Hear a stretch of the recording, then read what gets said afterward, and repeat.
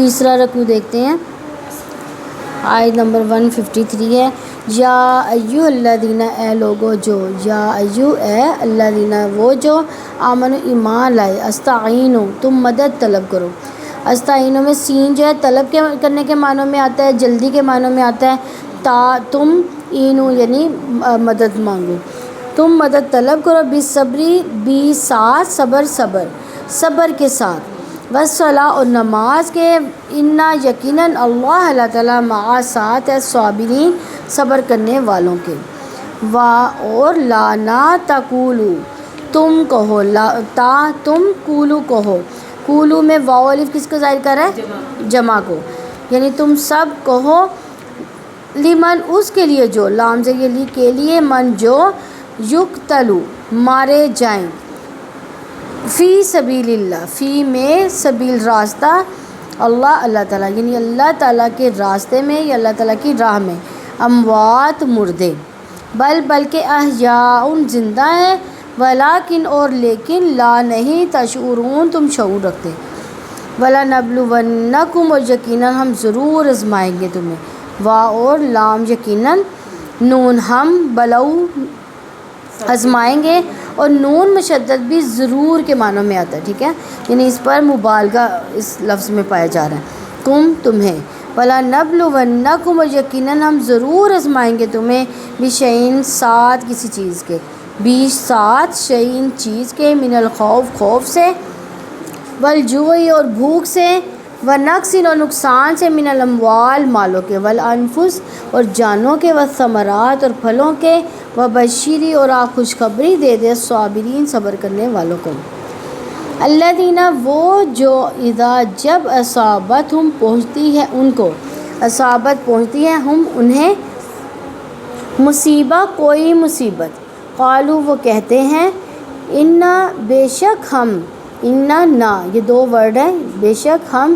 للہ اللہ تعالیٰ کے لیے، لام ذریعہ لی کے لیے، اللہ تعالیٰ کے لیے ہیں، وَإِنَّا اور بے شک ہم، الیہ اسی کی طرف، راجعون لوٹنے والے ہیں، اولئک یہی لوگ، علیہم جن پر، صلوات کئی مہربانیاں ہیں، من ربہم ان کے رب کی طرف سے، من سے ربہم ان کے رب کی طرف سے، ورحمہ اور رحمت، وَأُولَئِکَ اور یہی لوگ، ہم وہ سب، المہتدون ہدایت پانے والے ہیں، انا یقیناً، صفا والمروہ اور مروہ، من شعائر نشانیوں میں سے ہے، اللہ تعالیٰ کی، فمن تو جو کوئی حج کرے، البیت بیت اللہ کا، او یا اعتمر عمرہ کرے، فلا تو نہیں، جناح کوئی حرج، علیہ اس پر، علیہ پر ہی اس پر، ان یہ کہ، یطوفا وہ خوب طواف کرے، بہما ان دونوں کا، ومن اور جو کوئی، تطوع خوشی سے کرے، خیرن کوئی نیکی، فاتو انا یقیناً اللہ تعالیٰ، شاکرون قدردان ہے، علیم سب کچھ جاننے والا ہے، انا بے شک الذین جو لوگ، یکتمون چھپاتے ہیں، ما جو، انزلنا نازل کیا ہم نے، من البینات واضح دلیلوں میں سے، والہدی اور ہدایت کو، من بعد ما اس کے، جو بیناہ ہم نے کھول کر بیان کر دیا اس کو، بیان کر دیا کھول کر، نہ ہم نے اسے، بیناہ ہم نے کھول کر بیان کر دیا اسے، للناس لوگوں کے لیے، لام ذیلی کے لیے، الناس لوگوں کے لیے، فی الکتاب کتاب میں، اولئک وہی لوگ، یلعنہم لعنت کرتا ہے جن پر، اللہ تعالیٰ، ویلعنہم اور لعنت کرتے ہیں ان پر، لاعنون تمام لعنت کرنے والے، الا مگر، الذین جن لوگوں نے، تابوا توبہ کی، واصلحوا اور اصلاح کر لی انہوں نے، وبینوا اور کھول کر بیان کر دیا انہوں نے، فاولئک تو یہی لوگ، اتوب علیہم تو میں توبہ قبول کرتا ہوں جس کی، اتوب میں جو الف آ رہا ہے یہ مضارع کو ظاہر کرا، اور ساتھ میں میں توبہ قبول کرتا ہوں، علیہم جن کی، وانا اور میں، التواب بہت توبہ قبول کرنے والا، الرحیم نہایت رحم والا ہے، انا بے شک، الذین جن لوگوں نے، کفروا کفر کیا، وماتوا اور مر کے، وہم اس حال میں کہ کفار کافر تھے، اولئک وہی لوگ، علیہم ان پر لعنت ہے اللہ تعالیٰ کی، والملائکہ اور فرشتوں کی، والناس اور لوگوں کی، اجمعین تمام، خالدین ہمیشہ رہنے والے ہیں، فیہا اس میں، لا یخفف نہ ہلکا کیا جائے گا، عنہم ان سے، العذاب عذاب، ولا اور نہ ہم وہ سب، ینظرون مہلت دیے جائیں گے، وَإِلَٰهُكُمْ اور معبود تمہارا، الہٌ معبود ہے، واحد ایک ہی، لا نہیں الہ کوئی معبود، الا مگر ہوا وہ، الرحمن وسیع رحمت والا، الرحیم نہایت رحم والا ہے۔ رکوع نمبر 3 کی تفسیر دیکھتے ہیں۔ آیت نمبر 153، یا ایھا الذین آمنوا استعینوا بالصبر والصلاۃ ان اللہ مع الصابرین، اے لوگو جو ایمان لائے ہو، صبر اور نماز سے مدد مانگو، یقیناً اللہ تعالیٰ صبر کرنے والوں کے ساتھ ہے۔ آمنو سے مراد وہ لوگ جو اپنے رب پر ایمان لائے، ان کے وعدوں کو سچا مانا۔ استعینوا مدد مانگو اس پر جس کا آپ سے مطالبہ کیا گیا، یعنی ثبات، ذکر، شکر پر، کفر اور نسیان کے چھوڑنے پر صبر کے ساتھ مدد مانگو۔ تو نسیان یعنی کوئی بھول چوک ہو جانا، کوئی غلطی ہو جانی اس پر۔ تو یہاں استعانت سے مراد دین پر قائم رہنے کے لیے مدد و قوت مانگنا۔ دیکھیں اللہ تعالیٰ نے جو ہے مسلمانوں پر اپنی رحمت کی تھی، دین مکمل کیا تھا، اس کے بعد ظاہر ہے جب حکم آیا تو اس کے بعد جو ہے عمل کرنا، جو ہے اس پر ثابت قدم رہنا، وہ سب سے بڑی بات ہے۔ جیسے فرض کریں کہ کوئی ایسا کام ہوتا ہے، بعض کا لوگ ادھر ادھر سے اتنی باتیں کرتے ہیں کہ انسان سوچتا ہے کہ یہ کام میں چھوڑ ہی دوں۔ تو جب یعنی ہمارا ایک قبلہ مقرر کر دیا گیا، اب اس پر قائم رہنا اس قبلے پر بہت مشکل تھا اس وقت کے لوگوں کے لیے۔ ظاہری بات ہے ہر ایک نے باتیں کی، یہ کیسا نبی ہے کہ جو کبھی اس قبلے کی طرف منہ کر کے کہتا ہے کہ ادھر نماز پڑھو، کوئی کبھی کہتا ہے ادھر نماز پڑھو، یعنی اس کا ایک قبلہ ہی نہیں ہے۔ حالانکہ ان کو پتہ تھا کہ یہ آخری نبی اور سچا ہے اور یہ قبلہ بھی چینج ہوگا، اس کے باوجود انہوں نے کیوں باتیں کی؟ تاکہ مسلمان جو ہے یہ بے دین ہو جائے، دین سے پھر جائے۔ تو یہاں پہ اس کے بعد قبلے کی تبدیلی کے بعد اللہ تعالیٰ نے مدد کس چیز سے طلب کرنے کے لیے کہا؟ صبر اور نماز کے ذریعے سے۔ تو مدد کس کی طلب کرنی ہے اس سے؟ اللہ تعالیٰ کی، یعنی صبر کریں گے، اس پر استقامت کریں گے، ان کی باتوں پہ صبر کریں گے، ہر طرح کی جو ہے صبر کا ثبوت دے کے، اس کے بعد نماز بھی جو ہے ایک صبر سے ہی پڑھی جاتی ہے۔ اور نبی صلی اللہ علیہ وسلم کی عادت تھی، کوئی بھی ان کو معاملہ پیش آتا تھا تو فوراً ہی ایسے نماز کی طرف لپکتے تھے، یعنی جیسے کوئی بچہ اپنی ماں کے ساتھ لپٹ جاتا ہے، یعنی وہ فوراً ہی اللہ تعالیٰ سے ایسے ہم کلام ہوتے تھے کہ تاکہ مجھے جو ہے صحیح معاملہ مل جائے کہ کیا کرنا چاہیے اس معاملے میں۔ تو اللہ تعالیٰ نے حکم دیا کہ ایمان والوں صبر اور نماز سے مدد کریں۔ ایمان والوں کو صبر اور نماز سے مدد مانگنے کا یہ حکم اس لیے دیا گیا کہ مشکلات میں کامیابی کا ذریعہ صبر اور نماز ہے۔ اگر ہم یہ اصول اپنی عام زندگی میں بھی اپنا لینا تو آپ یقین کریں کہ آپ دیکھیے گا کہ کتنا سکون رہتا ہے زندگی میں۔ اتنی بڑی سے بڑی مشکل بھی آتی ہے نا، اگر ہم اس پر صبر کرتے ہیں اور اللہ تعالیٰ سے نفل، مطلب یہ وہ نماز نہیں ہے، فرض نماز تو ہم نے پڑھنی ہے، یہ نفل نماز ہے۔ یہ نفل جو ہے، یہ میں آپ کو اکثر کہتی ہوتی ہوں کہ آپ لوگ کوئی بھی مشکل آئی ہے، ہم لوگ کیا کرتے ہیں؟ وظیفے شروع کر دیتے ہیں فٹافٹ، یہ فلانا وظیفہ کر لو، یہ ایسے ہو جائے گا، اتنی دفعہ یہ پڑھ لو، یہ ایسے ہو جائے گا۔ نوافل جو ہے نا، ایسی مدد ہے، خاموش مدد ہے اللہ تعالیٰ کی طرف سے، انسان کو پتہ ہی نہیں چلتا کہاں سے مدد آ گئی۔ اللہ تعالیٰ نے صبر کا حکم دیا اور خوشخبری دی کہ وہ صبر کرنے والوں کے ساتھ ہیں، یعنی وہ لوگ جنہوں نے اللہ تعالیٰ کے فضل، اس کی دی ہوئی توفیق سے صبر کا اپنا وصف بنایا۔ اللہ تعالیٰ نے نماز سے مدد لینے کا حکم دیا کیونکہ وہ دین کا ستون اور رب سے رابطے کا ذریعہ ہے۔ وہ نماز مومن کی مددگار ہوتی ہے جو کامل ہو، جس میں ارکان، آداب، شرائط، سنتیں جمع ہوں، جس میں دل کی حاضری بھی ہو۔ اس طرح جب مومن نماز میں داخل ہو تو وہ یہ سمجھتا ہے کہ یہ اپنے رب کے سامنے حاضر ہوا ہے۔ وہ باادب اپنے مالک کے حضور کھڑا ہوتا ہے. دیکھیں نماز پڑھنے کے لیے بھی ہمیں صبر کا ساتھ رکھنا ہوتا ہے. کیوں کہ 5 وقت نماز جب ہم پڑھتے ہیں تو کیسے پڑھتے ہیں؟ اپنی ساری خواہشات مار کے اپنے آپ کو مکلف بناتے ہیں. ہم بعض کا تو ایسے ہوتا ہے کہ کوئی بھی کام چھوڑنا بہت مشکل ہو جاتا ہے. جیسے آپ موبائل ہی لے لیں, موبائل کو چھوڑنا کتنا مشکل ہوتا ہے. فیس بک چلا رہے ہیں یا کوئی وہ گیم کھیل رہے ہیں, گیم کو چھوڑنا اتنا مشکل ہوتا ہے بچوں کے لیے. بچوں کو کہے نا نماز پڑھنے, اچھا ابھی بس جا رہا ہوں اور گیم کھیل رہے ہوتے ہیں. یعنی ان کو کتنا مشکل ہوتا ہے. اس پر بھی صبر ہے نا, صبر کر کے ہی ہم اللہ تعالیٰ کے حضور حاضر ہوتے ہیں. تو شیخ الاسلام ابن تیمیہ رحمہ اللہ اپنی کتاب صحیح شریعہ میں لکھتے ہیں کہ حاکم کے لیے بالخصوص اور رعایا کے بالعموم 3 چیزیں عظیم مددگار ثابت ہوتی ہیں. یعنی 1 اللہ تعالیٰ کے لیے اخلاص رکھنا, اور دعا اور غیر دعا کے ذریعے اس پر توکل اور دل و جان سے نماز کی حفاظت و پابندی, جو اللہ تعالیٰ کے لیے اخلاص کی اصل ہے. اور مخلوق کے ساتھ بھلائی کرنا اور زکوٰۃ ادا کرنا. زکوٰۃ بھی ہم وہ بھی صبر کے ساتھ ہی دیتے ہیں نا, اپنے حوصلہ اور صبر. یہ صبر جو ہے یہ دل کی عبادت ہے, دل کی عبادت ہے یہ, اور یہ دل سے ہی ہوتی ہے انسان کو. تکلیف, مصیبت, حادثات, زمانہ کے وقت بھی کیا کرنا؟ صبر کرنا. اسی وجہ سے اللہ تعالیٰ صبر اور نماز کو جمع کر دیا گیا یہاں پہ. تو نفس کو معروف چیزوں سے روکنے کی مشقت برداشت کرنا, خواہشات میں گرفتار ہونے سے نفس کو بچائے رکھنا صبر ہے. نفس کو اللہ تعالیٰ کی اطاعت پر گامزن رکھنا بھی صبر ہے, اور نفس کو اللہ تعالیٰ کے منع کیے ہوئے کاموں سے روکے رکھنا بھی صبر ہے. مصائب کو برداشت کرنا اور جز و فیض سے رکے رہنا بھی صبر ہے. یعنی جیسے فرض کریں کہ کوئی مصیبت ہے, اب اس میں ہمیں سمجھ نہیں آ رہی کہ ہم یہ کریں یا یہ کریں.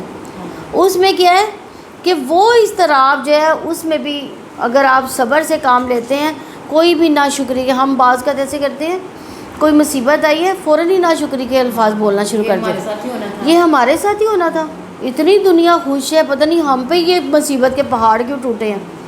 ایسے ہوتا ہے نا. یا فرض کریں کسی کو اللہ تعالیٰ نے دے کے کوئی چیز چھین لی ہے, ہم کہتے ہیں یہ تو پتہ نہیں اللہ تعالیٰ نے ہمارے ساتھ ہی ایسا کرنا تھا. یعنی نعوذ باللہ استغفر اللہ, ایسے الفاظ کبھی بھی نہیں بولنا چاہیے. اللہ تعالیٰ کو پتہ ہے کہ ہمارے لیے کیا چیز بہتر ہے, کیا چیز نہیں بہتر ہے.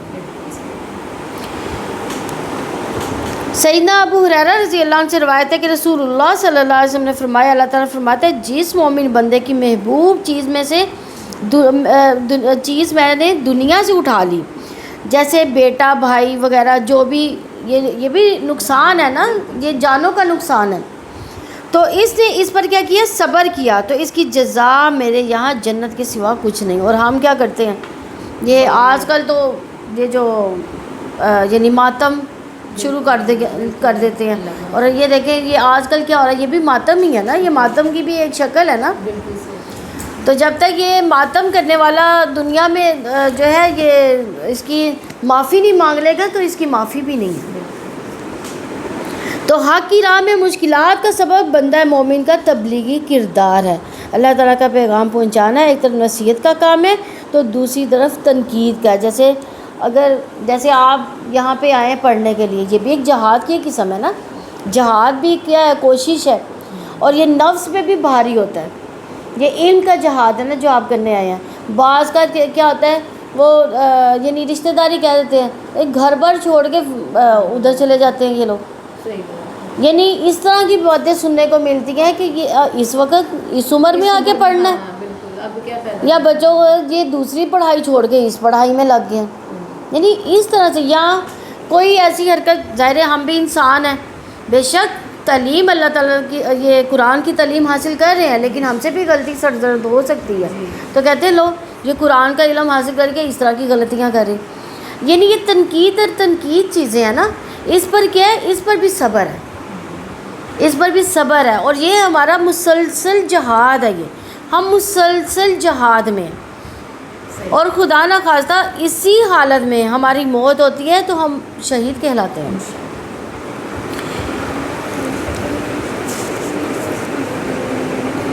اور ایسے انسان کی عزت، جان، مال سب کچھ خطرے میں پڑ جاتا ہے۔ پھر سیدنا ابن عمر رضی اللہ عنہ سے روایت ہے کہ رسول اللہ صلی اللہ علیہ وسلم نے فرمایا، جو مومن لوگوں سے مل کر رہتا ہے، اس کی اذا پر صبر کرتا ہے، اس کو اس مومن کی نسبت زیادہ ثواب ملتا ہے جو نہ لوگوں سے ملتا ہے نہ اس کی اذا پر صبر کرتا ہے۔ یعنی دیکھیں، ایک اکیلے تنہا زندگی گزارنا پھر بھی وہ آسان ہے، لیکن ہجوم میں رہنا، رشتہ داروں کو بھی رکھنا، رشتہ داریاں نبھانا سب سے زیادہ مشکل کام ہے۔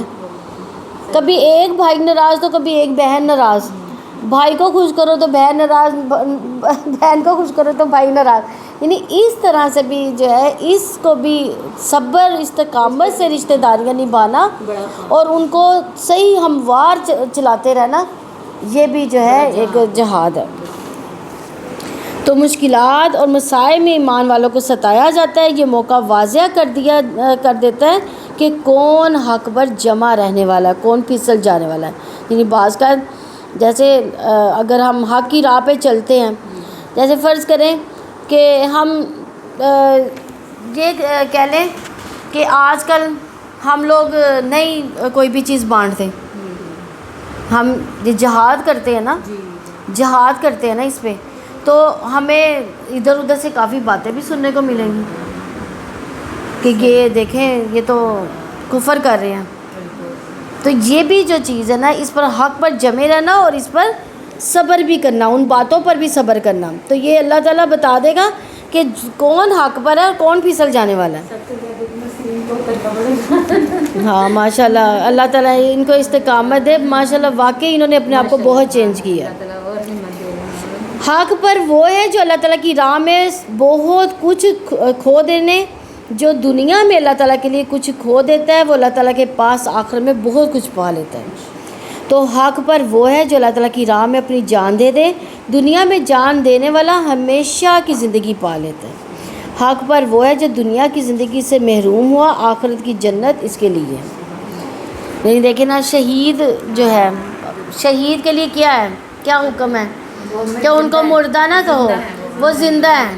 ان کی زندگی کا ہم شعور نہیں رکھتے کہ وہ کیسے زندہ ہے، حالانکہ دیکھا جائے کہ یہ جو زندگی ہے اس کے بعد موت آتی ہے نا، تو ہم کیا کہتے ہیں، انتقال کر گئے، یعنی وہ منتقل ہو جاتی ہے، ایک زندگی سے دوسری زندگی میں ہم منتقل ہوتے ہیں، اس لیے ہم کہتے ہیں انتقال کر گیا۔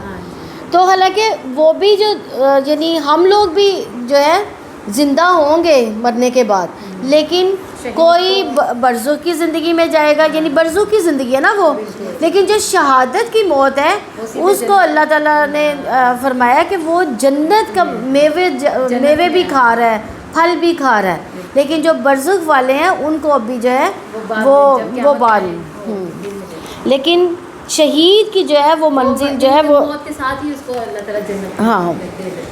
تو صبر کرنے والے کو کون کون سے رویے چھوڑنے پڑتے ہیں؟ خود ترسی، یعنی اپنے آپ پر ترس نہیں کھانا چاہیے کہ ہائے ہم لوگ تو بڑے مظلوم ہیں، یعنی ہم لوگ مظلوم نہیں ہیں، اللہ تعالیٰ نے ہمیں یہاں پہ لا کے کھڑا کر دیا، یعنی ہم نے ہر ایک کو اس ہدایت پر لے کر آنا ہے انشاءاللہ، اور ہم لوگ انشاءاللہ اس پر کام کریں گے سارے، اس کام کو چھوڑنا نہیں ہے۔ پہلے علم حاصل کرنا ہے، پھر کیا کرنا ہے، دوسروں کو بھی اس کی طرف راغب کرنا ہے۔ پھر خود غرضی، یعنی خود غرضی کا مظاہرہ نہیں کرنا کہ خود پڑھ لیا، خود عمل کر لیا، دوسروں کو نہیں بتانا، نہیں، دوسروں کو بھی اس بات کو بتانا ہے۔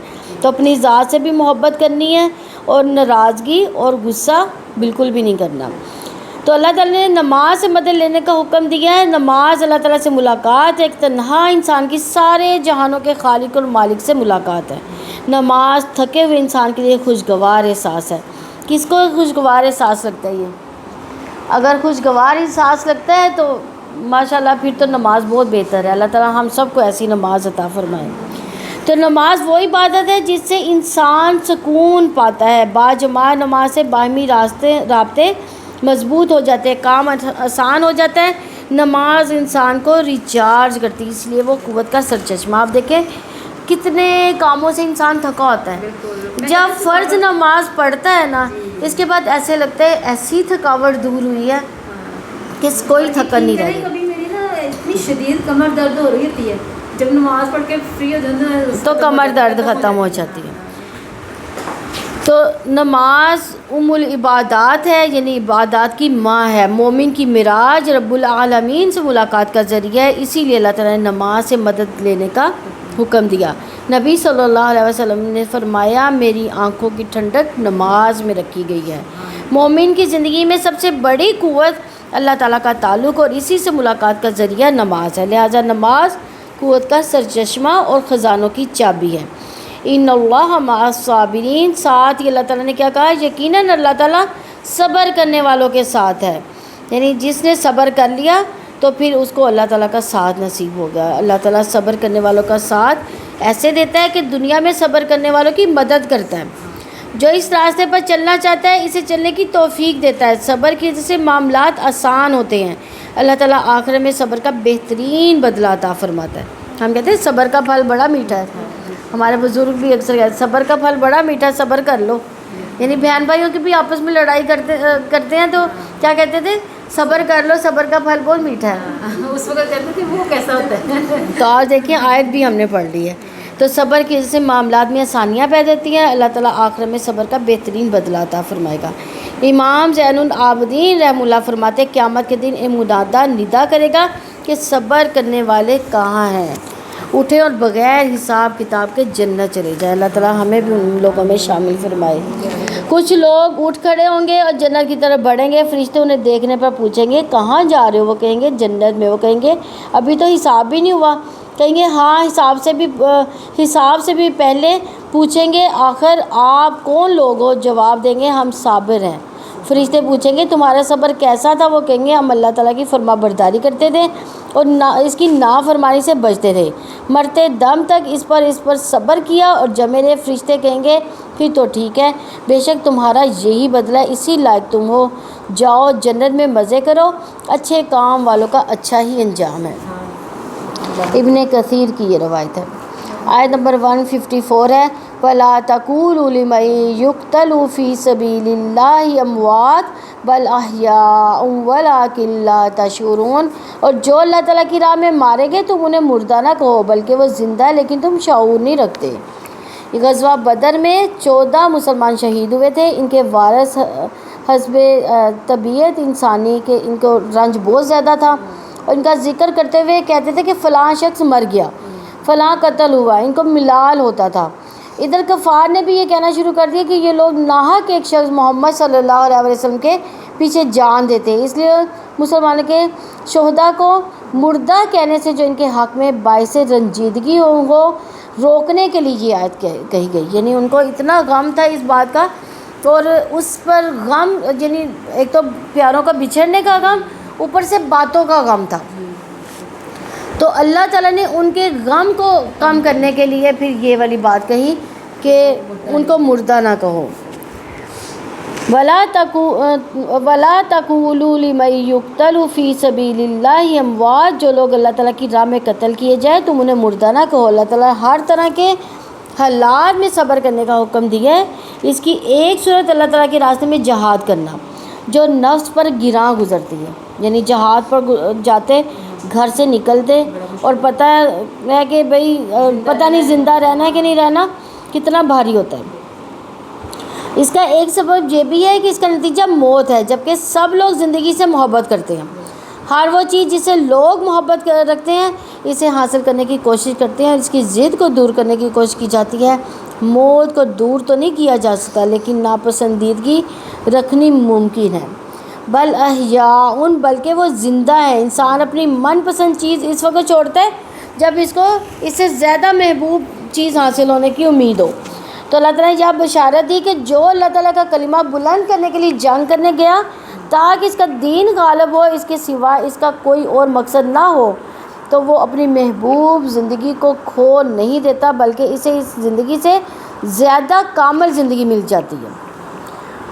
تو رب العزت نے شہید کا ذکر کرتے ہوئے فرمایا کہ جو لوگ اللہ تعالیٰ کی راہ میں قتل ہو گئے انہیں تم مردہ نہ سمجھو بلکہ وہ زندہ ہے، اپنے رب کے پاس رزق دیے جاتے ہیں۔ اللہ تعالیٰ اپنے فضل سے انہیں جو دیا اللہ تعالیٰ نے اس پر وہ بہت خوش ہے، اور جو ان کے پیچھے سے ان کے ساتھ نہیں ملے وہ ان پر خوشی محسوس کرتے ہیں، ان کے لیے نہ کوئی خوف ہے نہ ہی وہ غمگین ہوں گے۔ تو کیا اس سے بڑی خوشی کا تصور کیا جا سکتا ہے کہ کوئی غم ہی نہ ہو، اس قسم کا بدنی اور روحانی جو رزق ہے وہ میسر ہو۔ سیدنا انس بن مالک رضی اللہ عنہ سے سنا گیا کہ نبی کریم صلی اللہ علیہ وسلم نے فرمایا، کوئی شخص بھی ایسا نہ ہوگا جو جنت میں داخل ہونے کے بعد دنیا میں دوبارہ آنا پسند کرے گا، خواہ اسے ساری دنیا مل جائے سوائے شہید کے۔ اس کی کیا تمنا ہوگی کہ دنیا میں دوبارہ جا کر 10 مرتبہ اور اللہ تعالیٰ کے راستے میں قتل ہو جاؤ، کیونکہ وہ شہادت کی عزت وہاں دیکھ چکا ہوتا ہے۔ صحیح بخاری کی 2817 نمبر حدیث ہے۔ اسی طرح سیدنا ابو ہریرہ رضی اللہ عنہ نے بیان کیا کہ میں نے رسول اللہ صلی اللہ علیہ وسلم سے سنا، آپ صلی اللہ علیہ وسلم فرما رہے تھے، اس ذات کی قسم جس کے ہاتھ میں میری جان ہے، اگر مسلمانوں کے دلوں میں اس سے رنج نہ ہوتا کہ میں اس کو چھوڑ کر جہاد کے لیے نکل جاؤں، اور مجھے اتنی سواریاں میسر نہیں ہے کہ ان سب کو سوار کر کے اپنے ساتھ لے چلوں، تو میں کسی چھوٹے سے چھوٹے ایسے لشکر کے ساتھ جانے سے بھی نہ رکتا جو اللہ تعالیٰ کے راستے میں غزوہ کے لیے جا رہا ہوتا۔ تو اس ذات کی قسم جس کے ہاتھ میں میری جان ہے، میری تو آرزو ہے کہ میں اللہ تعالیٰ کے راستے میں قتل کیا جاؤں، پھر زندہ کیا جاؤں، پھر قتل کیا جاؤں، پھر زندہ کیا جاؤں، پھر قتل کیا جاؤں، پھر زندہ کیا جاؤں، پھر قتل کیا جائے۔ یہ صحیح بخاری کی 2797 نمبر حدیث ہے۔ وَلَٰكِن لَا تَشْعُرُونَ، لیکن تم شعور نہیں رکھتے۔ اس سے مراد کہ آپ اس بات کا شعور ہی نہیں رکھتے وہ کس عزت کے مقام پر، کن نعمتوں میں ہیں۔ نبی صلی اللہ علیہ وسلم نے فرمایا، شہداء کی روحیں سبز پرندوں کے قالب میں ہیں، اور جنت میں جہاں چاہتی ہے چرتی پھرتی ہے، یعنی پرندے جہاں مرضی اڑتے پھرتے ہیں، اسی طرح وہ بھی اڑتے پھرتے ہیں، پھر عرش کے نیچے لٹکی ہوئی قندیلوں میں جا کر بسیرا کر لیتے ہیں۔ اللہ تعالیٰ نے انہیں جھانک کر دیکھا اور پوچھا کہ اب تم کیا چاہتی ہو؟ انہوں نے جواب دیا، اللہ تو نے ہمیں وہ دے رکھا ہے جو کسی کو نہیں دیا، پھر ہمیں کس چیز کی ضرورت ہوگی؟ اس سے پھر یہی سوال ہوا جب انہوں نے دیکھا کہ اب ہمیں کوئی جواب دینا ہی ہوگا، تو کہا، اللہ تعالیٰ ہم چاہتے کہ آپ ہمیں دوبارہ دنیا میں بھیج دیں، ہم تیری راہ میں پھر جنگ کریں، پھر شہید ہو کر تیرے پاس آئے، شہادت کا دگنا درجہ پائیں۔ اللہ تعالیٰ نے فرمایا، یہ نہیں ہو سکتا، یہ تو میں نے لکھ چکا کہ کوئی بھی مرنے کے بعد دنیا کی طرف پلٹ کر نہیں جائے گا۔ مسلم کی 1887 نمبر حدیث ہے۔ تو شہید وہ ہے جو اللہ تعالیٰ کی راہ میں لڑے اور کوئی دوسرا مقصد اس کی نظر میں نہ ہو، صرف دین کی راہ میں، صرف سچائی کے لیے لڑ کر اللہ تعالیٰ کی راہ میں جان دینے والا۔ سیدنا ابو موسیٰ رضی اللہ عنہ سے روایت ہے کہ ایک شخص نے رسول اللہ صلی اللہ علیہ وسلم کی خدمت میں حاضر ہو کر عرض کیا، یا رسول اللہ، ایک شخص غنیمت کے لیے جنگ کرتا ہے، یعنی مال غنیمت جو جنگ میں حاصل ہوتا ہے اس کے لیے جنگ کرتا ہے۔ ایک شخص اپنی شہرت کے لیے لڑتا ہے، شہرت کے لیے بھی ہم لڑتے ہیں نا، شہرت کیا مطلب کہ دنیا میں بعد آ یعنی بہادری کے چرچے ہوں کہ یہ بہت بہادر ہے، جنگجو ہے، اور ایک شخص اس لیے لڑتا ہے کہ بہادری میں اس کو مقام اور مرتبہ مشہور ہو جائے۔ سو ان میں سے اللہ کی راہ میں کون سا ہے؟ تو آپ صلی اللہ علیہ وسلم نے فرمایا، جو اس لیے جنگ کرے کہ اللہ تعالیٰ کی بات بلند ہو، وہ اللہ تعالیٰ کی راہ میں ہے۔ صحیح بخاری کی 394 اور صحیح مسلم کی 139 نمبر حدیث ہے۔ اس کے بارے میں ایک حدیث ہے نا کہ سب سے پہلے جن کا تین لوگوں کا حساب ہوگا، ایک شہید، قاری اور ایک ہاں جی خرچ کرنے والا ہے۔ ہاں جی اچھا، وہ میں نے عالم پڑھا ہوا، قاری آپ بولا نا، میں نے عالم پڑھا۔ اور اللہ تعالیٰ ان سے کہیں گے کہ تو نے کس ہاں لیے جی، کیا تھا؟ تو انہوں نے کہا تھا کہ دنیا میں تم لوگوں نے شہرت کے لیے، تو وہ پھر ان کا قبول نہیں کیا جائے گا۔ آیت نمبر 155 ہے، وَلَنَبْلُوَنَّكُمْ بِشَيْءٍ مِّنَ الْخَوْفِ وَالْجُوعِ وَنَقْصٍ مِّنَ الْأَمْوَالِ وَالْأَنفُسِ وَالثَّمَرَاتِ وَبَشِّرِ الصَّابِرِينَ، اور یقیناً ہم تمہیں خوف اور بھوک سے، مالوں، جانوں، پھلوں کے نقصان میں سے کسی نہ کسی چیز سے ضرور آزمائیں گے، اور صبر کرنے والوں کو آپ خوشخبری دے دیں۔ یعنی اللہ رب العزت نے خبر دے دی کہ اپنے بندوں کو ضرور آزماتا ہوں، تاکہ سچے، جھوٹے اور صابر اور بے صبرے کے درمیان فرق ہو جائے۔ اپنے بندے کے معاملے میں یہ اللہ تعالیٰ کی مشیت ہے۔ اگر مومنوں کو آزمائش نہ آئے، ہمیشہ خوشحالی ملے، تو فساد واقع ہو جائے گا۔ آزمائش سے اہل ایمان کا ایمان ضائع نہیں ہوتا، نہ ہی آزمائش دین سے ہٹاتی ہے۔ آزمائش کا ایک مقصد پاک صاف کرنا ہوتا ہے، اس لیے رب العزت نے فرمایا، وَلَنَبْلُوَنَّكُمْ، اور ہم تمہیں ضرور آزمائیں گے۔ سیدنا انس بن مالک رضی اللہ عنہ سے روایت ہے کہ اس خطاب سے رسول اللہ صلی اللہ علیہ وسلم کے ہجرت کے بعد کے صحابہ کرام رضوان اللہ علیہ مراد ہیں۔ بشعین کسی قدر، یعنی اللہ تعالیٰ انسان کو جن طریقوں سے آزماتا ہے، اس میں خوف، بھوک، مالی نقصانات، جانی نقصانات، پھلوں، رزق کے نقصانات وغیرہ سب شامل ہیں۔ من الخوف، خوف سے مراد امام شافعی نے فرمایا خوف سے مراد دشمنوں کا خوف، خوف سے مراد وہ ہنگامی صورتحال کا خوف جو جنگ احزاب سے پہلے ہر وقت مدینہ کی آزاد چھوٹی سی ریاست کے گرد منڈلاتی رہتی تھی۔ ایک دفعہ خود رسول اللہ صلی اللہ علیہ وسلم نے فرمایا کاش آج رات میرا کوئی پہرا دے تاکہ میں سو سکوں۔ دیکھیں کتنا جتنا بڑا عہدہ تھا نبی صلی اللہ علیہ وسلم کو، اور ان کو جنت کی بشارت دنیا میں ہی مل گئی ہوئی تھی، لیکن اس کے باوجود نبی صلی اللہ علیہ وسلم کو بھی کتنی بڑی آزمائشیں آئی ہیں، کتنے بڑے بڑے طریقوں سے ان کو آزمایا گیا، اور انہوں نے برابر یعنی کہ صحابہ کے برابر سارا کچھ کیا، یعنی برابر کیا۔ ہاں، یعنی انہوں نے یہ نہیں کیا کہ ان سے کروا لوں اور میں سردار ہوں، نہیں، انہوں نے خود ان کے ساتھ کام کیا۔ ایک دفعہ خود رسول اللہ صلی اللہ علیہ وسلم نے فرمایا کاش آج رات میرا کوئی پہرا دے تاکہ میں سو سکوں۔ یہ سن کر سیدنا سعد بن ابی وقاص رضی اللہ عنہ مسلح ہو کر آگے اور کہا یا رسول اللہ صلی اللہ علیہ وسلم میں پہرا دیتا ہوں، آپ صلی اللہ علیہ وسلم سو جائیں۔ چنانچہ آپ صلی اللہ علیہ وسلم نے اس طرح آرام فرمایا۔ ایک رات اہل مدینہ ایک خوفناک آواز سن کے گھبرا گئے، پھر وہ اس آواز کی طرف روانہ ہوئے تو دیکھا کہ رسول اللہ صلی اللہ علیہ وسلم ادھر سے واپس آ رہے ہیں۔ آپ صلی اللہ علیہ وسلم ان سے پہلے ہی اس آواز کی جانب روانہ ہو گئے اور خبر معلوم کر کے آ رہے تھے کہ آپ صلی اللہ علیہ وسلم نے فرمایا لوگوں سے کہا کہ ڈرو نہیں، یعنی کوئی اور لشکر کی خبر دی ان کو۔ صحیح بخاری کی 2908 نمبر حدیث ہے۔ والجوعی، اور بھوک سے یعنی بھوک کی آزمائش سے مراد قحط، خوراک کی کمی، رمضان کے مہینے کی بھوک بھی ہے۔ رمضان کا مہینہ ہمارے لیے کتنا بھاری ہے، لیکن جب روزے رکھتے ہیں تو پتہ بھی نہیں چلتا، آنے سے پہلے ایسے لگتا ہے پتہ نہیں کیسے رکھا جائے گا، پتہ نہیں کیسے 30 روزے ہوں گے، لیکن اللہ تعالیٰ اتنی آسانی کرتا ہے کہ انسان روزے رکھتا ہی چلا جاتا ہے، پتہ بھی نہیں چلتا۔ سیدنا ابو ہریرہ رضی اللہ عنہ فرماتے ہیں کہ رسول اللہ صلی اللہ علیہ وسلم کی آل پر آپ صلی اللہ علیہ وسلم کی وفات تک ایسا زمانہ نہیں گزرا کہ انہوں نے مسلسل 3 دن پیٹ بھر کر کھانا کھایا ہو۔ یعنی دیکھیں کہ ہم لوگ تو 3 ٹائم کھانا کھا کے بھی اللہ کا شکر ادا نہیں کرتے، اتنی زیادہ نعمتیں ہمارے گھروں میں ہیں۔ 3 ٹائم چولہا جلتا ہے ہمارے گھر میں، ان کے مہینے جو ان کے گھروں میں چولہے ہی نہیں جلتے تھے۔ اسی طرح سیدہ عائشہ رضی اللہ عنہ نے اپنے بھانجے عروہ بن زبیر رضی اللہ عنہ سے کہا کہ اے بھانجے ہم پر ایسا وقت گزر چکا ہے کہ ہم ایک چاند دیکھتے پھر دوسرا چاند پھر تیسرا چاند، یعنی 2 مہینے آپ کے گھر آگ ہی نہیں جلتی تھی۔ عروہ نے کہا کہ خالہ پھر تمہاری گزر بسر کیسے کس چیز پر ہوتی؟ سیدنا عائشہ رضی اللہ عنہ نے فرمایا انہی 2 کالی چیزوں پر۔ کون سی 2 کالی؟ کھجور اور پانی۔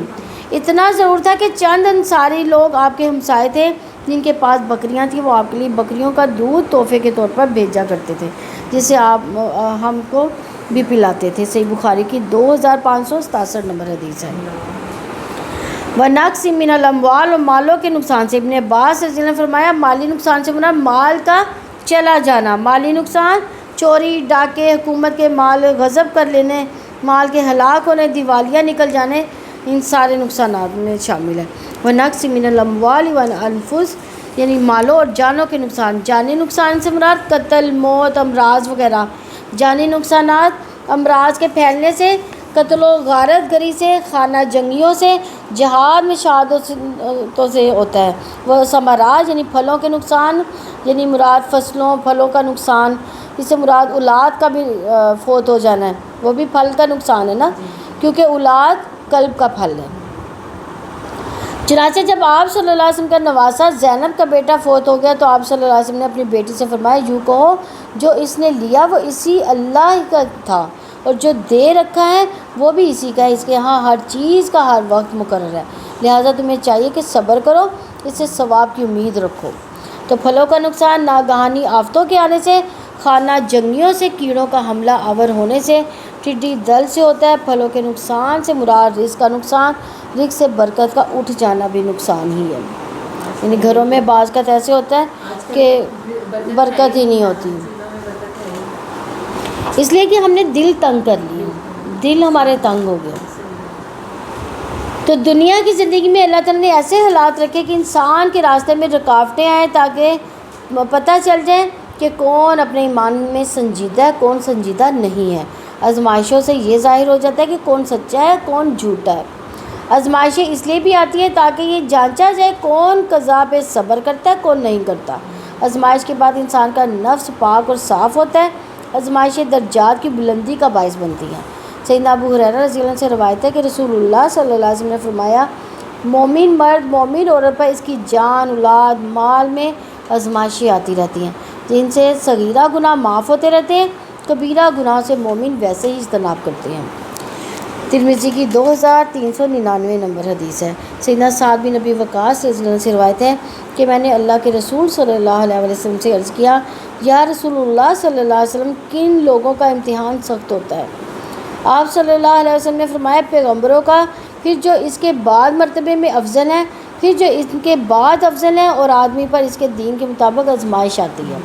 اگر اس کا دین سخت اور قوی ہوتا ہے تو اس کی مصیبت بھی سخت ہوتی ہے، اور اگر اس کے دین میں نرمی ہوتی ہے تو اسی انداز سے وہ مشکل ہوتی ہے، یہاں تک کہ وہ زمین پر چلتا ہے، کوئی گناہ اس پر باقی نہیں رہتا۔ لیکن یہ بھی گناہوں کی معافی کا ذریعہ ہوتی ہے۔ ابن ماجہ کی 4023 نمبر حدیث ہے۔ تو آزمائش میں انسان کیا کرے؟ انسان فتنوں کو پہچانے، استغفار کر لے، اللہ تعالیٰ سے مدد مانگے، صبر کرے، اللہ تعالیٰ کا ذکر کرے، دعا کرے، فتنوں سے اپنے آپ کو بچائے، اللہ کی طرف لوٹ کر جانے کو یاد رکھے، اللہ کی طرف دل سے توجہ کرے، اسے یاد رکھے، اس کا شکر ادا کرے، اس کا ہو کرے۔ تو ہم کیا کرتے ہیں؟ ہم تو اپنی مصیبتیں جو ہیں ایک دوسرے سے شیئر کرنا شروع کر دیتے ہیں، سوائے یہ کہ اللہ تعالیٰ سے شیئر کریں، اللہ تعالیٰ کے آگے جو ہے نا سجدہ ریز ہو جائیں، اللہ تعالیٰ کے آگے ایسے باتیں کریں کہ جیسے وہ اس کے علاوہ کوئی نہیں۔ تو انشاءاللہ آپ دیکھیے گا آپ کی مصیبتیں کیسے ٹلتی۔ سیدنا عبداللہ بن مسعود رضی اللہ عنہ کا قول ہے کہ میرے لیے آسمان سے گر جانا اس عمل سے بڑھ کر پسندیدہ بات ہے کہ اللہ تعالیٰ کے کسی فیصلے کے بارے میں لب کشائی کروں اور کہوں کاش ایسا فیصلہ نہ ہوتا۔ جس کسی مسلمان کو کوئی تکلیف پہنچے اور کہے اللہم اجرنی فی مصیبتی واخلف لی خیرا منہا،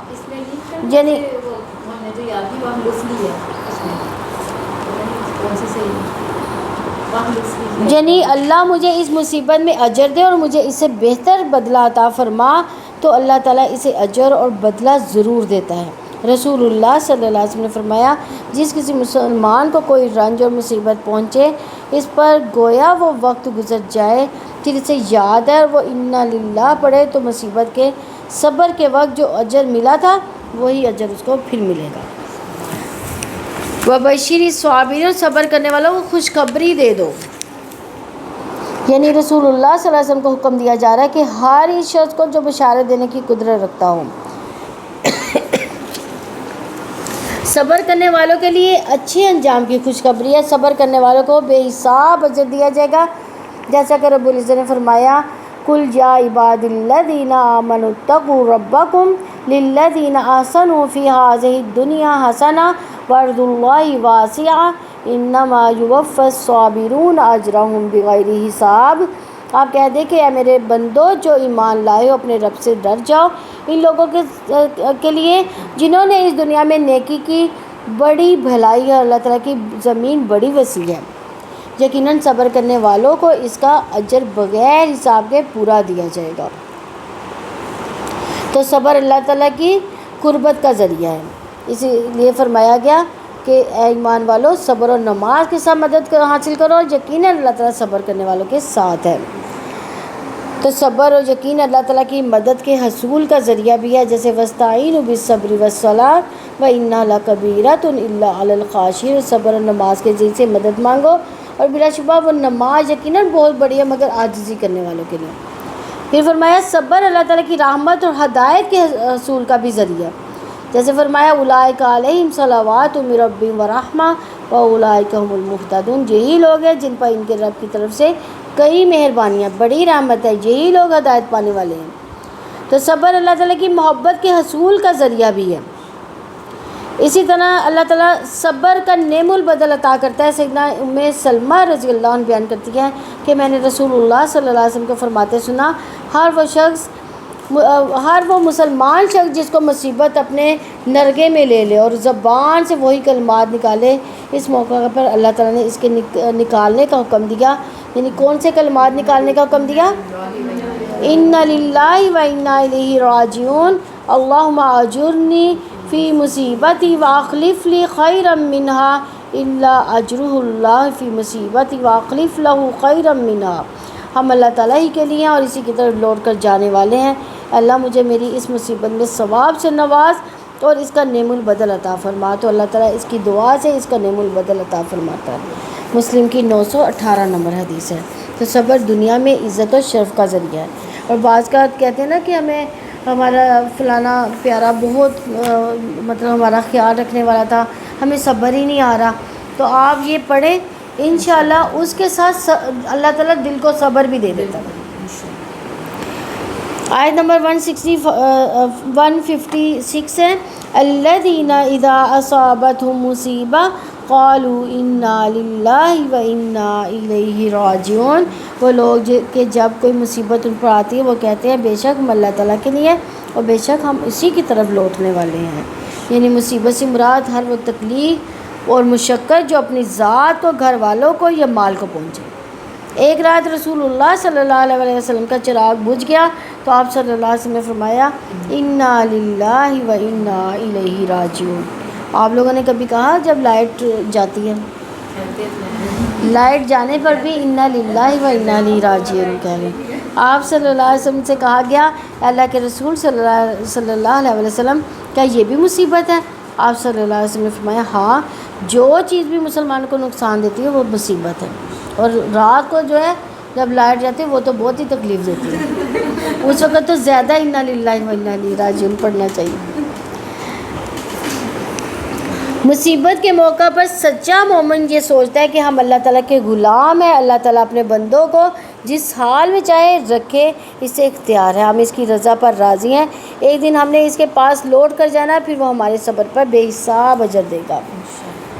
قالوا انا للہ، وہ پکار اٹھتے ہیں ہم اللہ تعالیٰ کی ملکیت ہے، اسی کے تصرف تدبیر کے تحت ہے، ہماری جانوں مالوں پر کسی کا اختیار نہیں سوائے اللہ تعالیٰ کے. اللہ تعالیٰ نے ان کلمات کو مصیبت زدہ کے لیے پناہ اور آزمائش میں مبتلا کے لیے حفاظت کا ذریعہ بنایا.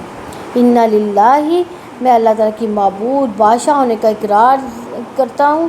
یعنی یہ دراصل بندے کی طرف سے عبودیت کا اقرار ہے اور دراصل اپنا معاملہ اللہ تعالیٰ کے سپرد کر دینے اور آزمائش میں ان کے فیصلوں کے آگے سر تسلیم خم کر دینا ہے.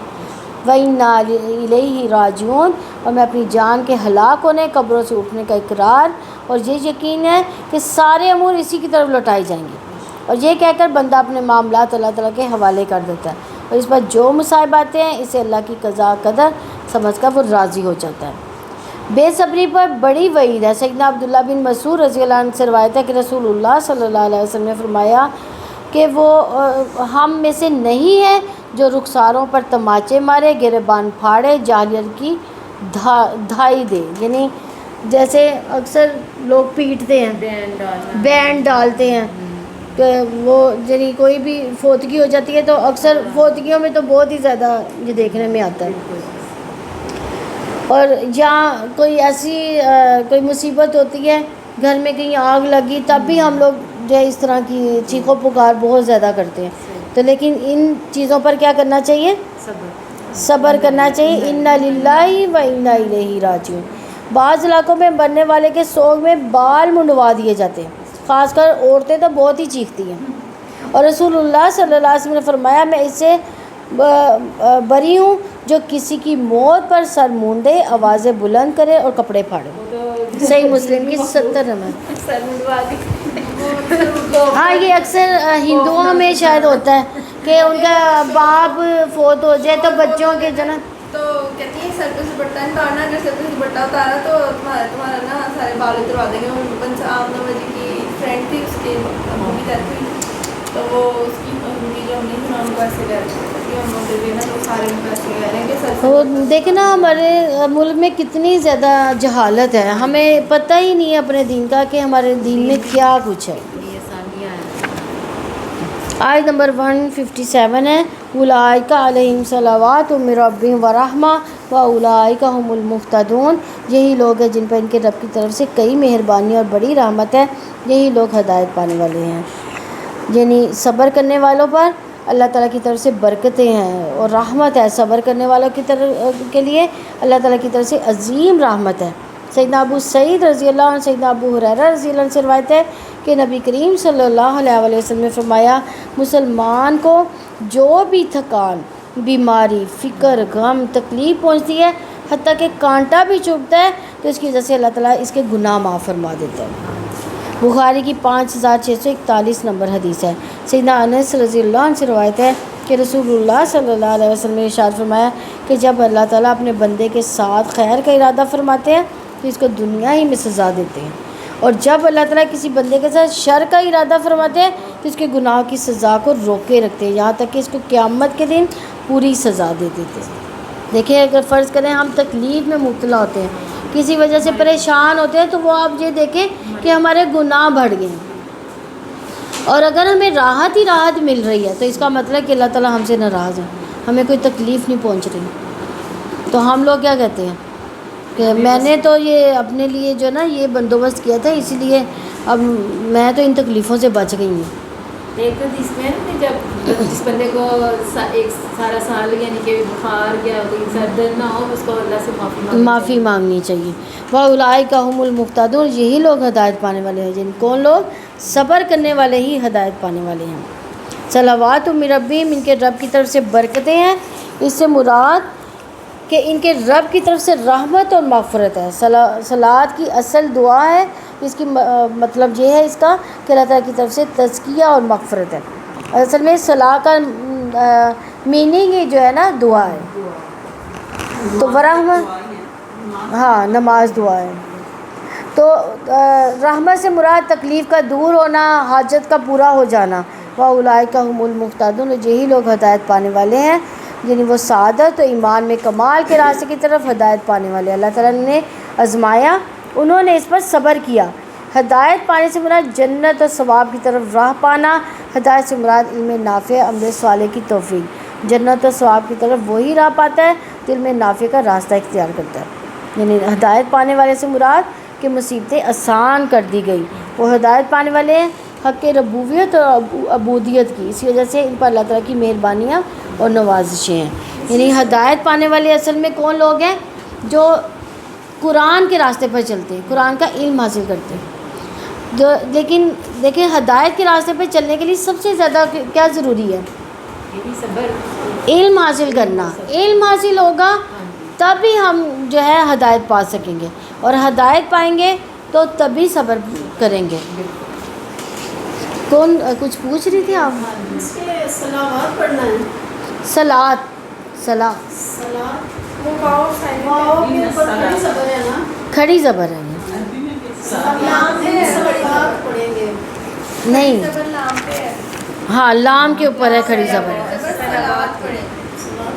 نہیں صلوات نہیں، یہاں پہ صلوات ہے، ویسے لام کے اوپر کھڑی زبر ہوتی ہے، لام پر ہوتی ہے، یہاں پہ صلوات ہی ہے۔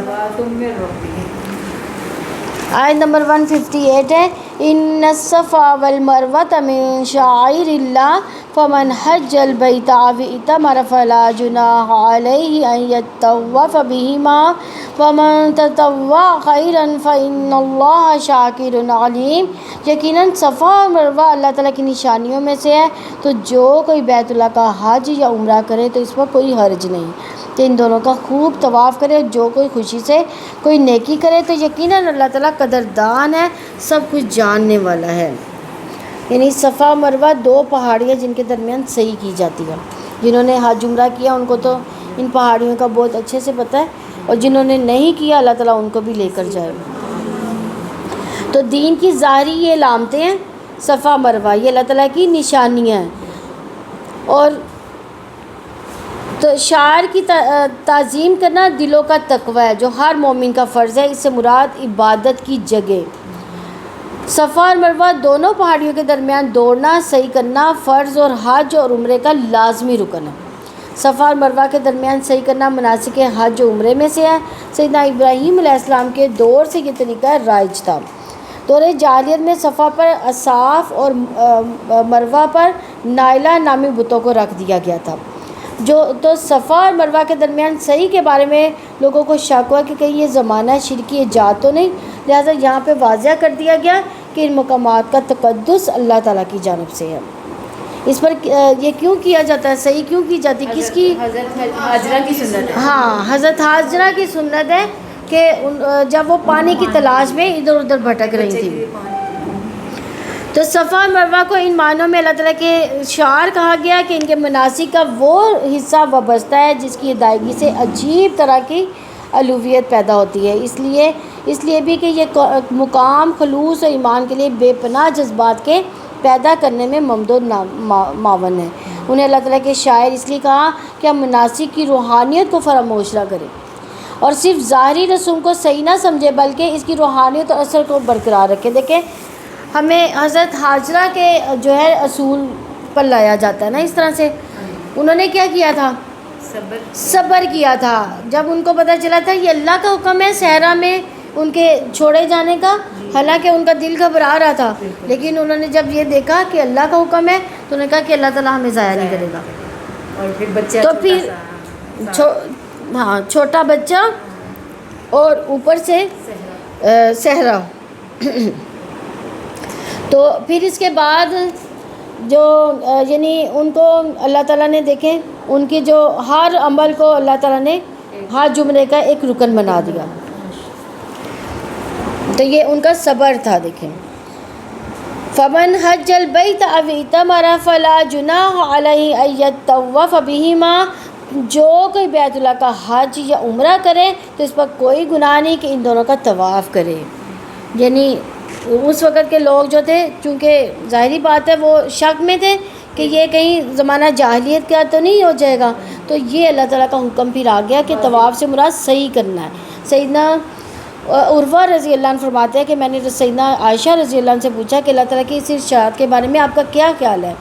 یقیناً صفا اور مروہ اللہ تعالیٰ کی نشانیوں میں سے ہے، پھر جو کوئی بیت اللہ کا حج یا عمرہ کرے تو اس پر کوئی گناہ نہیں کہ ان دونوں کا طواف کرے. تو میرا خیال ہے کہ اگر کوئی ان کی صحیح نہ کرے تو اس پر بھی کوئی گناہ نہیں ہونا چاہیے. سیدہ عائشہ رضی اللہ عنہ فرمایا ہرگز نہیں، جیسا کہ تمہارا خیال ہے اگر مسئلہ یہی ہوتا تو پھر واقعی اس کی صحیح نہ کرنے میں کوئی گناہ نہ تھا. لیکن یہ آیت انصار کے بارے میں نازل ہوئی. اسلام سے پہلے انصار منات بدھ کے نام سے احرام باندھتے تھے. یہ بدھ مقام قدیر میں رکھا ہوا تھا اور انصار صفا اور مروہ کی صحیح کو اچھا نہیں سمجھتے تھے. جب اسلام آیا تو انہوں نے صحیح کے متعلق رسول اللہ صلی اللہ علیہ وسلم سے پوچھا. اس پر اللہ تعالیٰ نے آیت نازل فرمائی. بخاری کی 4495 نمبر حدیث ہے. عاصم بن سلیمان رحمہ اللہ نے بیان کیا کہ انہوں نے سیدنا انس بن مالک رضی اللہ عنہ سے صفا اور مروہ کے متعلق پوچھا. انہوں نے بتایا کہ اسے ہم جاہلیت کے کاموں میں سے سمجھتے تھے، جب اسلام آیا تو ہم ان کی صحیح سے رک گئے. اس پر اللہ تعالیٰ نے کی آیت نازل فرمائی کہ ان الصفا والمروہ تھا ارشاد ان یطوف بہما تک، یعنی بے شک صفا اور مروہ اللہ تعالیٰ کی نشانیوں میں سے ہے، پس ان کی صحیح کرنے میں حج و عمرے کے دوران کوئی گناہ نہیں. بخاری کی 4496 نومبر حدیث ہے. اسلام سے پہلے بھی یہ صحیح ہوتی تھی، صحیح کرتے تھے وہ لوگ. دیکھیں میری بات سنیں، یہ حضرت ابراہیم علیہ السلام کی سنت ہے نا، تو حضرت ابراہیم علیہ السلام کی سنت کوئی بھی رد نہیں کرتا تھا. اس وقت جب انہوں نے یعنی اس کی بنیادیں اٹھائی کی تھی خانہ کعبہ کی، تو اللہ تعالیٰ نے کیا حکم دیا تھا کہ منادہ کرا دو.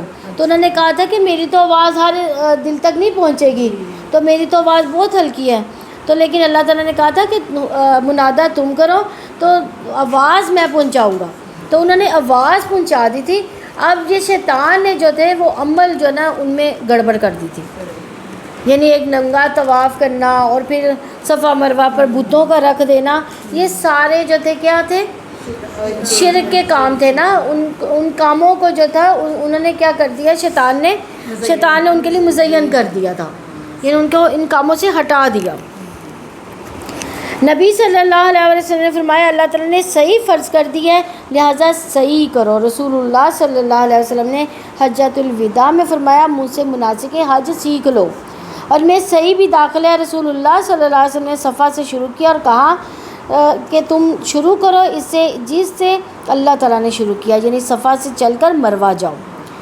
یہ تفسیر امام شافعی کی روایت ہے۔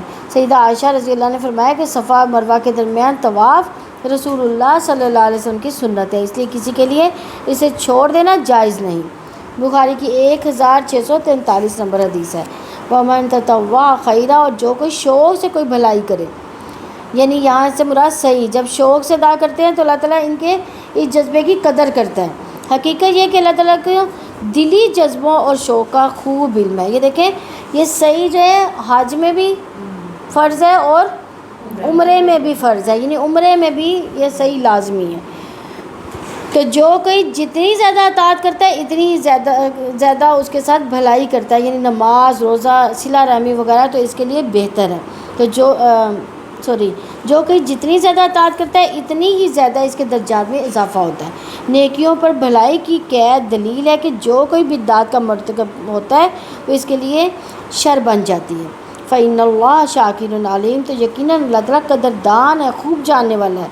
یعنی بھلائی کے لیے انسان کا سینہ کھل جانے سے، جس کی وجہ سے انسان کو خوشی نصیب ہوتی ہے، اللہ تعالیٰ اس کا شاکر ہے، یعنی قدردان ہے، علیم ہے، جاننے والا ہے۔ کہ اگر انسان خوشی سے نیکی کرے گا تو اللہ تعالیٰ اس کا بھی علم رکھتا ہے، اور نیکی بھی، اور پھر اللہ تعالیٰ سے بڑھ کر کوئی قدردان نہیں ہے، کیونکہ وہ بھلائی پر کثیر اجر عطا فرماتا ہے۔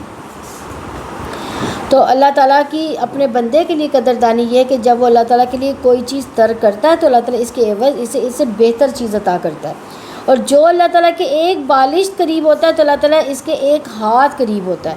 جو چل کر اللہ تعالیٰ کی طرف آتا ہے تو اللہ تعالیٰ اس کی طرف بھاگ کر آتا ہے۔ جو کوئی اللہ تعالیٰ کے ساتھ معاملہ کرتا ہے اللہ تعالیٰ کئی گنا منافع سے اسے نوازتا ہے، اور باوجود یہ کہ وہ بندوں کے اعمال کا قدردان ہے، وہ یہ بات بھی خوب جانتا ہے کہ کون اپنی نیت، ایمان اور تقوی کے مطابق کامل ثواب کا مستحق ہے اور کون اس ثواب کا حقدار نہیں ہے۔ وہ بندوں کے اعمال کا علم رکھتا ہے، پس وہ ان کے اعمال ضائع نہیں کرے گا، بلکہ وہ اللہ تعالیٰ کے ہاں اپنی نیتوں کے مطابق جن کو اللہ علیم اور حکیم جانتا ہے ان عملوں کا ثواب پائیں گے۔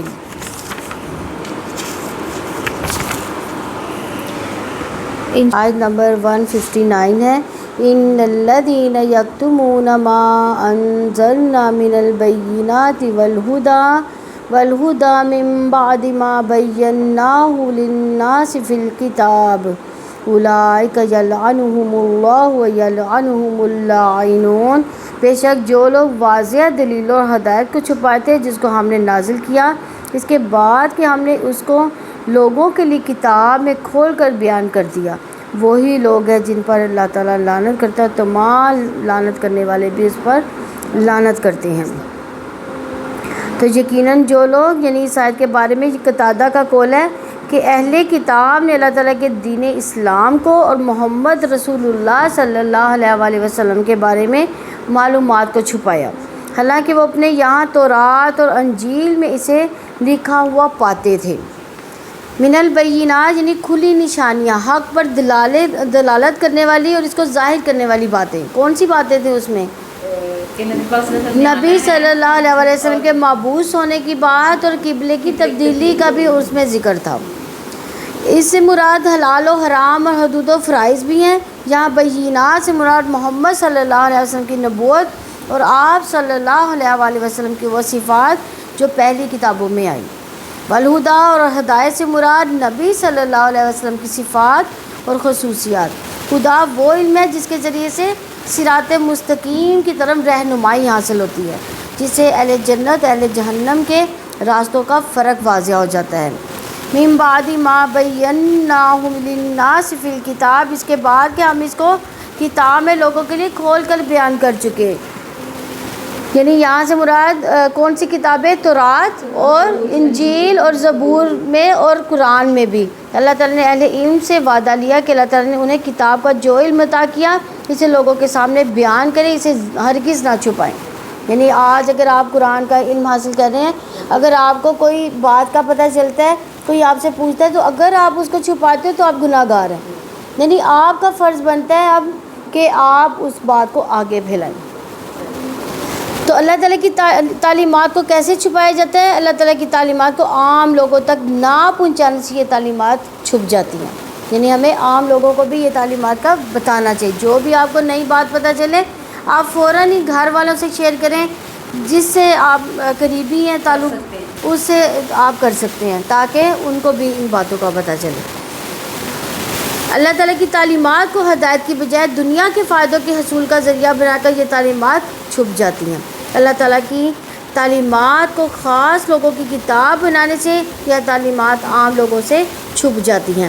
جب کسی موقع پر حق اور باطل کے درمیان کشمکش ہو تو جاننے کے باوجود خاموشی اختیار کرنے سے اللہ تعالیٰ کی تعلیمات چھپ جاتی ہیں. یعنی اگر آپ کو اس بات کا پتہ ہے تو لیکن باقی لوگ آپس میں کہہ رہے ہیں کہ یہ ایسے ہے وہ ایسے ہے، تو اگر آپ اپنے دل میں چھپا کر رکھتی ہیں تو وہ جو ہے وہ تعلیمات جو ہے اللہ تعالیٰ کی لوگوں کے ڈر سے یا کسی بھی وجہ سے یا آپ بتانا نہیں چاہتی تو اللہ تعالیٰ کی کتاب کی تعلیم نہ دینے سے یہ تعلیمات چھپ جاتی ہیں.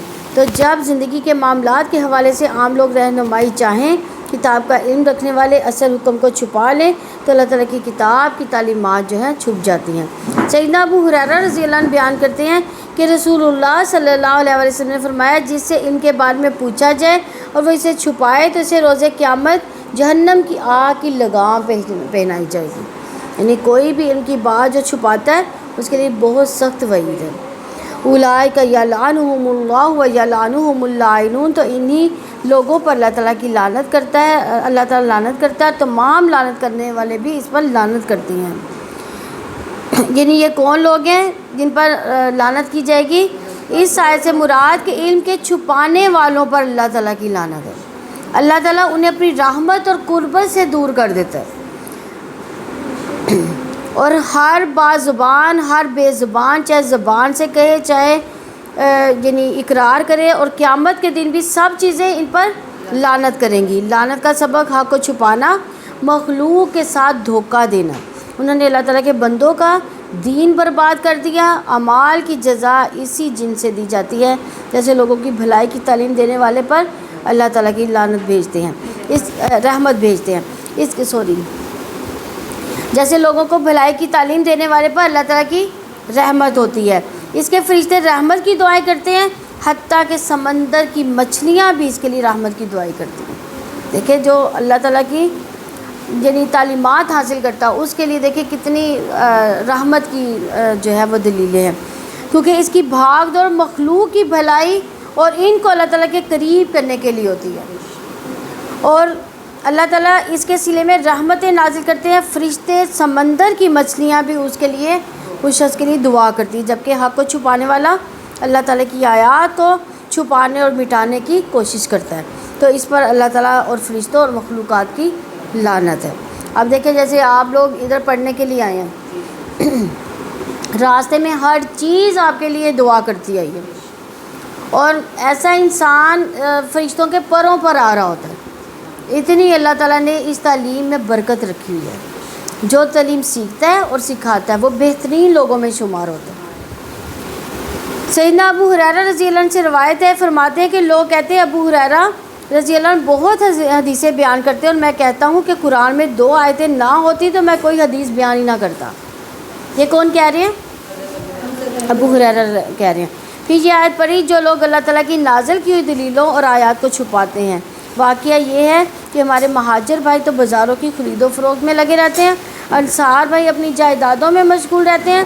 ابو ہریرہ رسول اللہ صلی اللہ علیہ وسلم کے ساتھ جی بھر کر رہتا تاکہ آپ صلی اللہ علیہ وسلم کی رفاقت میں شکم پری سے بھی بے فکری رہی. یعنی وہ اپنے لیے یہاں تک کہ تجارت بھی کوئی نہیں کرتے تھے، کوئی کمائی کا ذریعہ نہیں تھا سوائے اس کے کہ آپ صلی اللہ علیہ وسلم کے ساتھ ساتھ رہتے تھے اور حدیثیں جمع کرتے تھے. ان کے ساتھ ابو ہریرہ سے بہت زیادہ حدیثیں جو ہیں مروی ہیں، اور ان مجلسوں میں حاضر رہتا ہے جن مجلسوں میں دوسرے حاضر ہی نہیں ہوتے تھے. وہ باتیں محفوظ رکھتا جو دوسرے محفوظ ہی نہیں رکھتے تھے. صحیح بخاری کی 118 نمبر حدیث ہے. تو سیدنا عمر بن عبدالعزیز رحمہ اللہ نے ابو بکر بن حازم کو لکھا کہ تمہارے پاس رسول اللہ صلی اللہ علیہ وسلم کی جتنی بھی حدیثیں ہوں ان پر نظر کرو اور ان کو لکھ لو، کیونکہ مجھے علم دین کے مٹنے اور علماء دین کے ختم ہو جانے کا اندیشہ ہے. اور رسول اللہ صلی اللہ علیہ وسلم کے سوا کسی کی حدیث قبول نہ کرو، اور لوگوں کو چاہیے کہ علم پھیلائیں اور ایک جگہ جم کر بیٹھیں تاکہ جاہل بھی جان لے، اور ان چھپانے ہی سے ضائع ہوتا ہے. لیکن جب ہم ان کو چھپائیں گے تو کیا ہوگا؟ وہ ضائع ہو جائے گا. لیکن جتنا علم پھیلاتے جائیں گے اتنا ہی بڑھتا جائے گا۔ آیت نمبر 160 ہے ان الذین تابوا واصلحوا وبینوا فاولئک اتوب علیہم وانا التواب الرحیم، مگر جن لوگوں نے توبہ کی اور اصلاح کرنی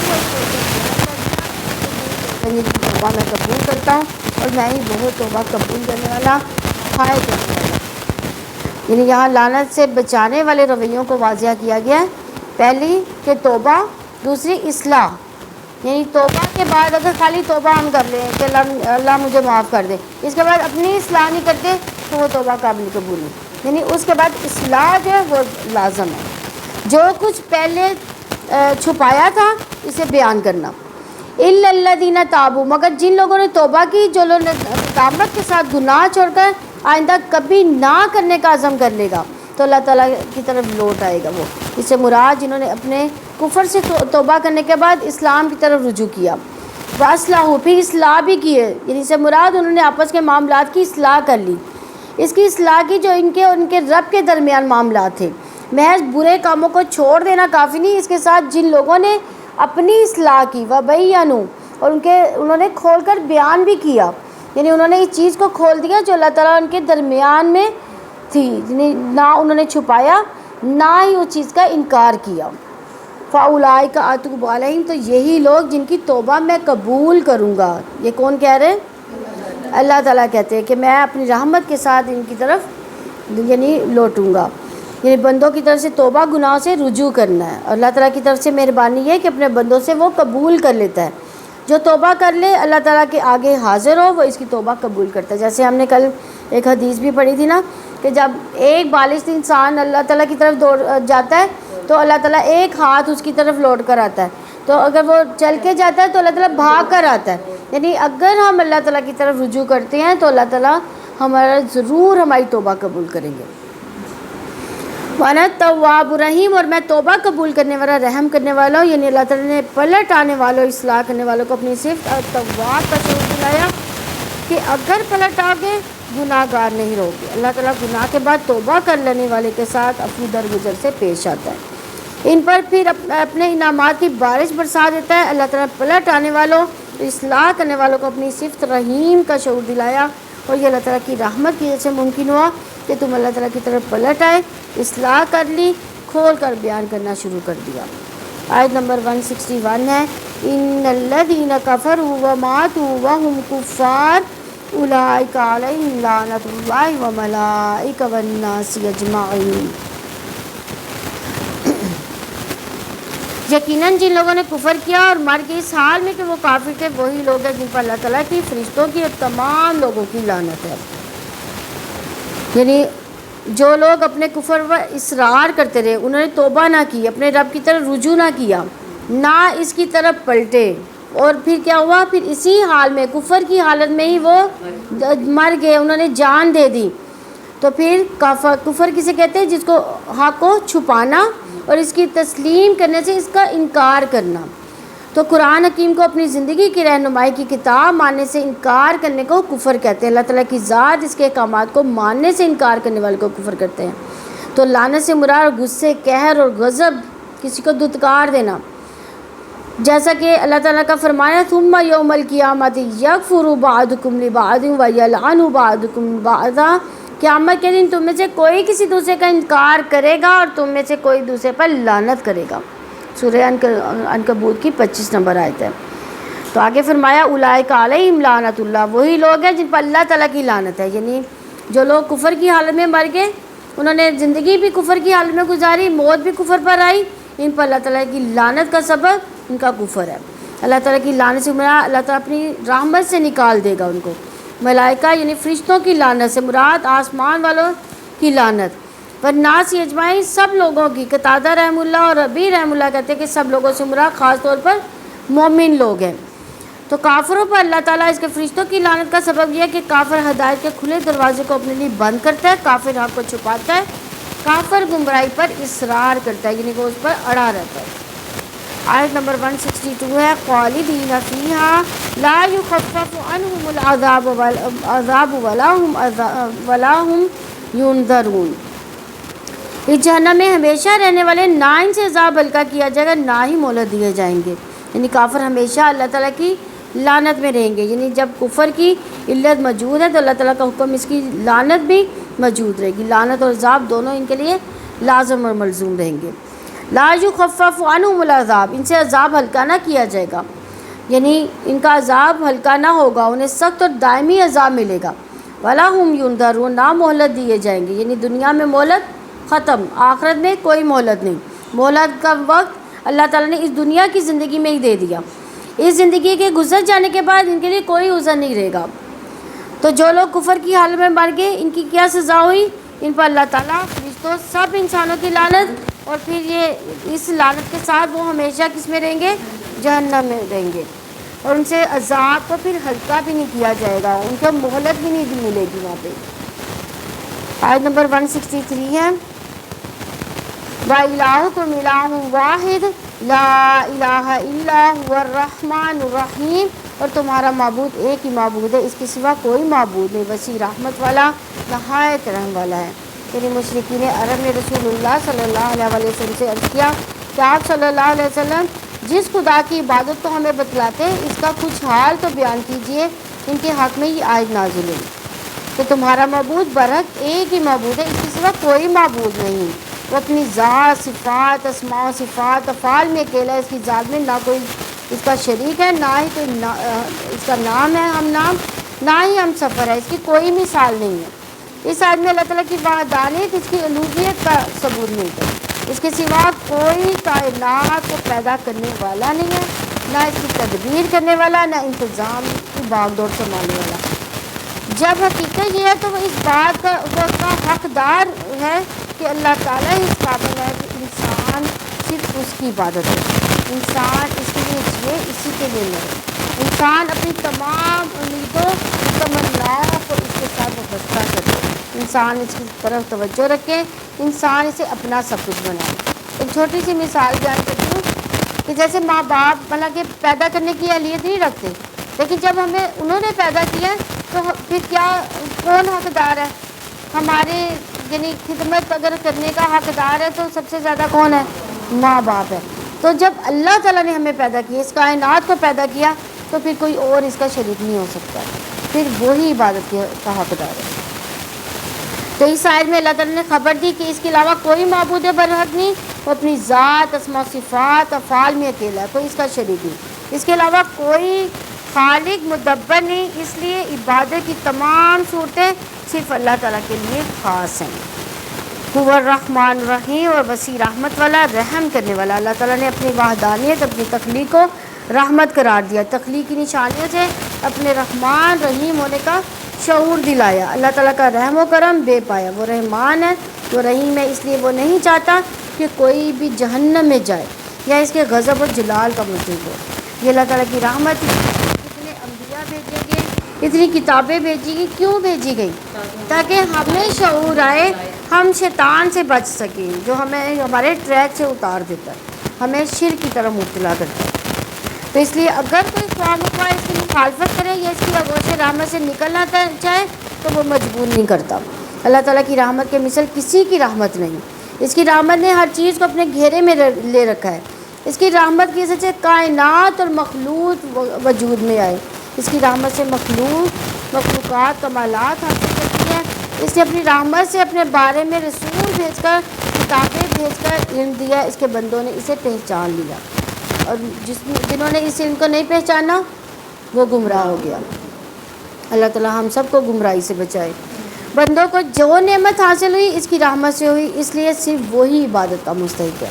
اس آیت میں اللہ تعالیٰ کی وحدانیت اور ربوبیت کا ثبوت ہے. یہ آیت الحمدللہ اعظم میں بھی آتی ہے، یہ اس میں دعا سے پہلے اگر پڑھی جائے تو دعا وَإِلَٰهُكُمْ إِلَٰهٌ وَاحِدٌ لَا إِلَٰهَ إِلَّا هُوَ الرَّحْمَٰنُ الرَّحِيمُ. یہ اللہ تعالیٰ کے ناموں کی صفات ہے نا، اس لیے اس کو جب دعا سے پہلے پڑھیں گے تو اللہ تعالیٰ ضرور دعا قبول کرے گا. الحمدللہ.